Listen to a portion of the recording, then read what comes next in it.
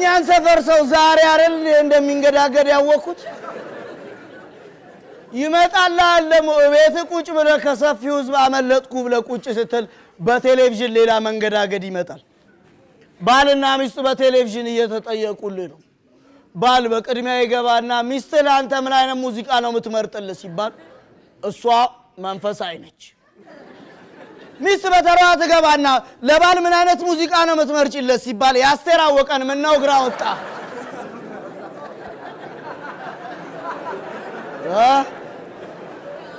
መንፈሳዊ ነች ለባሏ ምን ነው ግራ ወጣ እያለች ምንነካ ጥያቄ አለመመለስ እኮ አለመተዋወቅ አይደል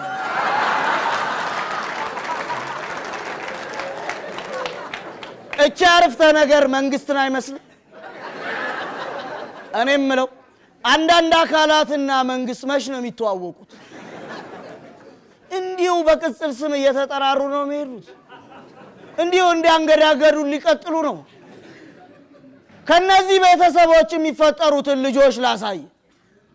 አስተማሪው ተማሪዎቹ ሲረብሹት ይበሳጭና ጎበዝ እናንተ እኮ የዚች ሀገር ተረካቢ ናችሁ ለምንድን ነው የምትረብሹት ሲባሉ ተማሪዎቹ በአንድ ድምጽ አንረከብ